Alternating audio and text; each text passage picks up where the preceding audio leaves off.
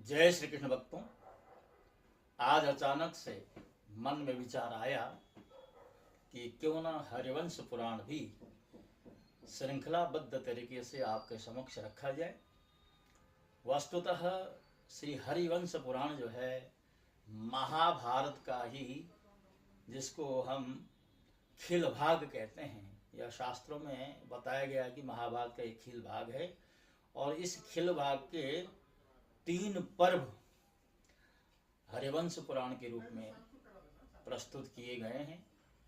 पहला जो पर्व है उसे हरिवंश पर्व कहा गया है, दूसरा जो पर्व है उसे विष्णु पर्व, और तीसरा जो पर्व है उसका नाम है भविष्य पर्व।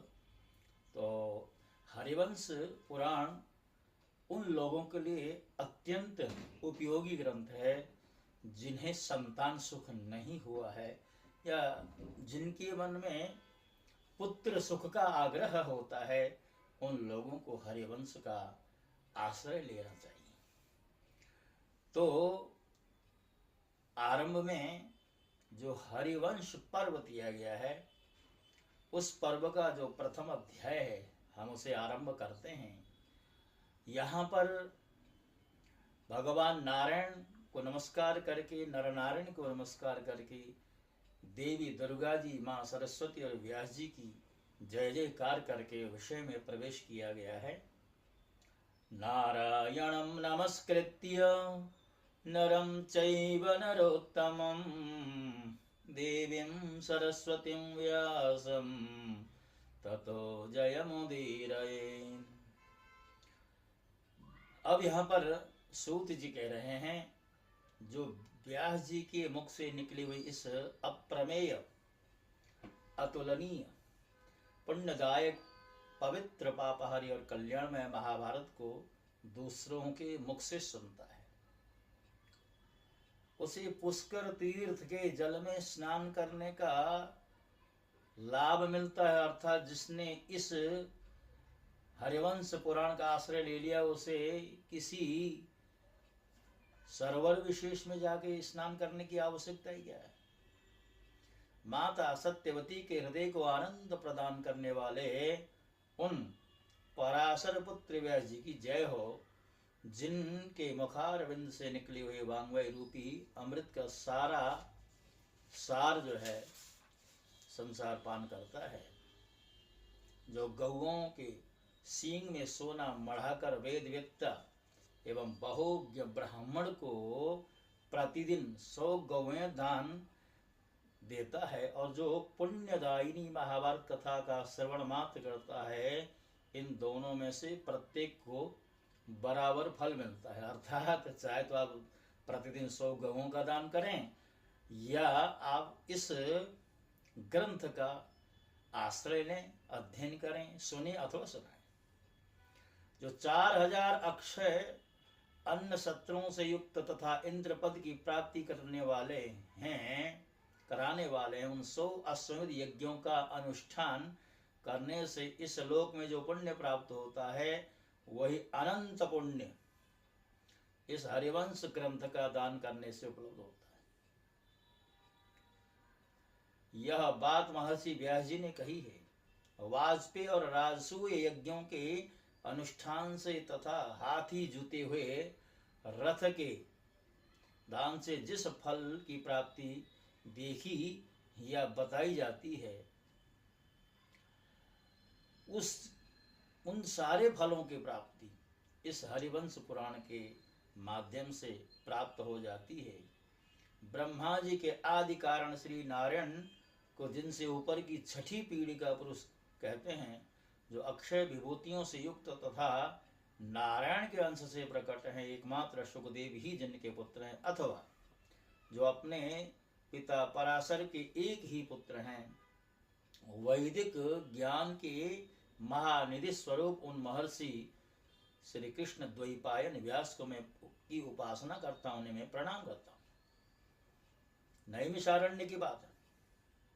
संपूर्ण शास्त्रों के विशेषज्ञ धर्मात्मा एवं कुलपति महामुनि शौनक ने सबके आदि कारण अंतर्यामी पुरुष पुरुहूत अर्थात बहुत से यजमानों द्वारा दी हुई आहुति को ग्रहण करने वाले पुरुषच्युत अर्थात बहुसंख्यक उपासकों द्वारा स्तुत्य रीत अर्थात सत्य स्वरूप एकाक्षर प्रणवमय अथवा एक अविनाशी ब्रह्म परमात्मा व्यक्ताव्यक्त स्वरूप सनातन असत अर्थात कार्य रूप सदसत कारण और कार्य रूप अखिल विश्वमय सत और असत दोनों में से पर विलक्षण कारण और कार्य दोनों के सृष्टा पुरातन सर्वोत्कृष्ट अविकारी मंगलकारी मंगल रूप सर्वव्यापी सबके द्वारा वर्णीय पाप रहित परम पवित्र इंद्रियों के प्रेरक तथा समस्त चराचर जगत के गुरु श्री हरि को प्रणाम करके लोमहर्षण सूत के पुत्र उग्र श्रवा ने इस प्रकार पूछा। सौनक जी ने उग्र श्रवा से जो है सौनक जी महाराज पूछ रहे हैं और सौनक जी कहते हैं, हे सुतनंदन, आपने भरतवंशियों तथा अन्य राजाओं देवताओं दानवों गंधर्वों नागों राक्षसों दैत्यों सिद्धों तथा गुहकों से संबंध रखने वाला यह बहुत बड़ा उपाख्यान महाभारत का है सुना है। आपने ऋषि महर्षियों के अद्भुत कर्म शूरवीरों के बल विक्रम धर्म तत्व के निर्णय विचित्र विचित्र कथा प्रसंग तथा द्रोण आदि के श्रेष्ठ एवं परमोत्तम जन्म वृत्तांत आदि प्राचीन एवं पुण्यप्रद विषयों का अपनी मधुर वाणी द्वारा वर्णन किया है। उग्र श्रवा जी, मन और कानों को सुख देने वाला यह प्रसंग मुझे अमृत के समान तृप्ति प्रदान करता है।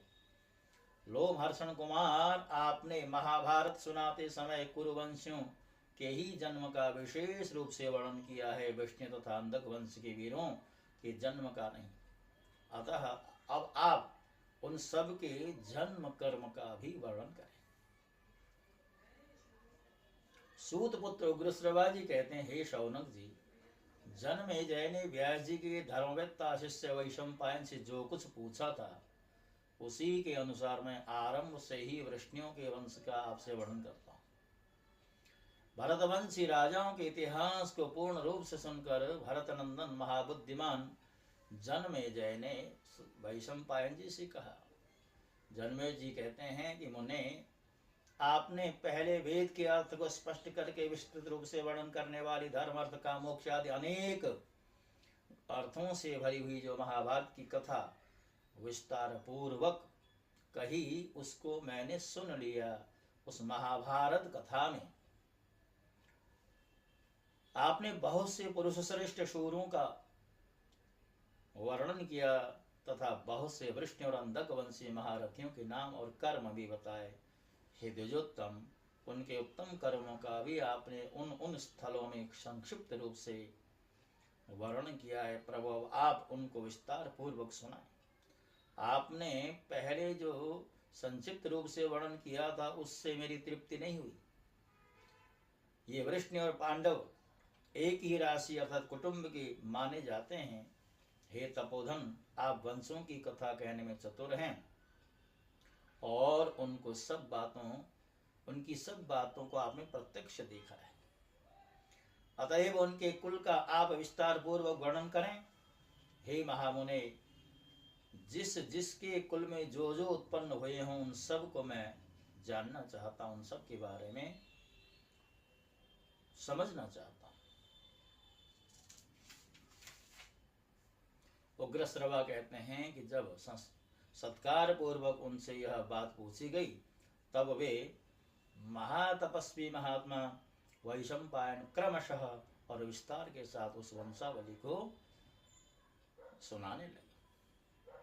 वैशंपायन जी कहते हैं, राजन सुनो, यह वृष्टि वंशियों के जन्म की कथा अलौकिक पुण्यमयी और पापों से मुक्त करने वाली है। इसमें धर्म अर्थ काम मोक्ष आदि अनेक पुरुषार्थों का उपदेश है। इस वेद के समान माननीय तथा आश्चर्यमयी कथा का मैं आपसे वर्णन करता हूँ। जो इस कथा को अपने हृदय में धारण करता है या इसको पुस्तक के रूप में अपने घर में स्थापित करता है अथवा बार बार इसको सुनता है, वह इस लोक में अपने वंश को स्थापित कर अंत में स्वर्ग में प्रतिष्ठित हो जाता है। जो नित्य सद असत रूप तथा कारणभूत अव्यक्त प्रकृति है, उसी को प्रधान कहते हैं। सर्वशक्तिमान पुरुष ने उसी से इस विश्व का निर्माण किया। हे महाराज, तुम अमित तेजस्वी ब्रह्मा जी के ही को ही पुरुष समझो। वे समस्त प्राणियों की सृष्टि करने वाले तथा भगवान नारायण के आश्रित हैं। प्रकृति से महत्तत्व, महत्तत्व से अहंकार तथा अहंकार से सब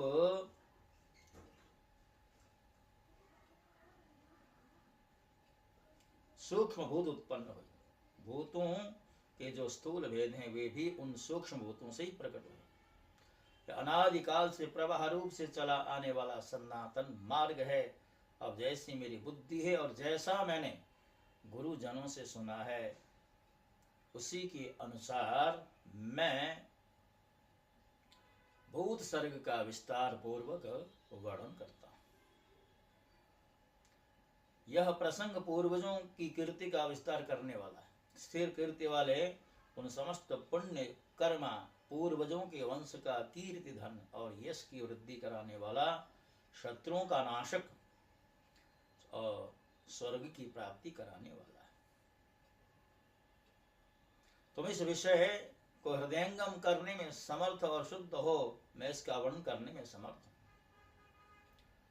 अतः पवित्र होकर आरंभ से वृष्ण वंश पर्यंत परम उत्तम भूत सर्ग का वर्णन करूंगा। तदनंतर स्वयं भगवान नारायण ने नाना प्रकार की प्रजा उत्पन्न करने की इच्छा से सबसे पहले जल की ही वृष्टि की।